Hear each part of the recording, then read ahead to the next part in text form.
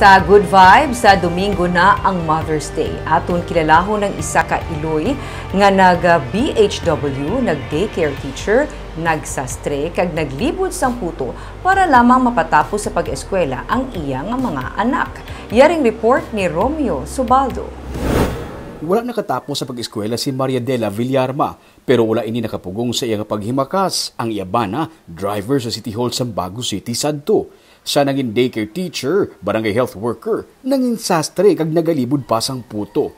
Kinahanglan ko nung magdoble sa paghimakas kay may 7 sila ka mga kabataan. Hindi pwede nga isadiglang ang tanan sa iya nga mister. Gani basta may mga palagwaon sa eskwelahan sa Bago, sako man ang iya pagpulaw bugtaw sa pagpanahi sa mga costumes. Bisan ang pagkaon... Pagkanood lang, pagkaon, paano nyo man hawot-hawot lang. Ano, magkabakahot-hawot paano, inang kada pangitaan pa aging panyapon, pangitaan pa aging pamahaw, pangitaan pa aging panyaga? Oo. Kasi pangutang man para makakaon. Tuod ka. Budlay yun. Oo. Amo na, nga makaligan man ang mga inadlaw, hindi ko lang may balaan nga ti. Ara na sila sa college. Kung may mga inadlaw nga wala na gid sang tinig-angon, wala siya nagakawadaan sa pag-asa kay hugot ang iya nga pagtuo. Maswerte si Nanay Dela kay ginbugayan siya sa mga mapisan nga mga kabataan. Sang napatapos na ang subang, bagabulig naman ini sa pagpaeskwela sang manghud, kag nagsige-sige na. Mga scholars pa ini sila. Tapos sila nagatinghuha man nga maka-eskwela. Nagtarong. Sang matarong. Na-bless ka man sa mayong mga kabataan. Oo. Sa bugay sang ginuugin. Oo. Basta nga nakatapos sila ang maghulang gabulig sa manghud. Tapos sige, sila na lang binuligay na mismo. Binuligay sila.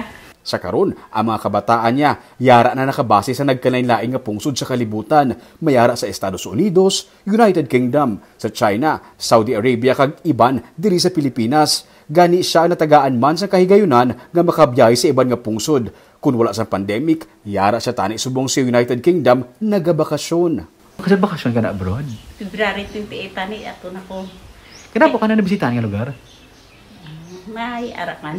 Singapore, Malaysia, China, Hong Kong. Ka-travel ka na. Sa UK. Wow. Kag sa UK daw na ano-ano. Balik lang. Do bago bakulod lang ang UK.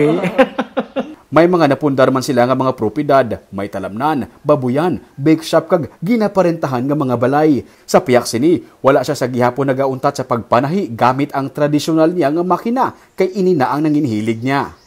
Para sa anak ni Dela nga si Erla Joy Caseria, ila ginakabig nga super mom ang ilang nga Iloy kaysa piyak sa ilang nga sitwasyon. Nakuha niya nga maging mapag-on sa tanan nga pagtilaw. Kung may mga difficulties, may mga challenges sa life, look back lang naman ang paghimo sa amon ni nanay sa amon.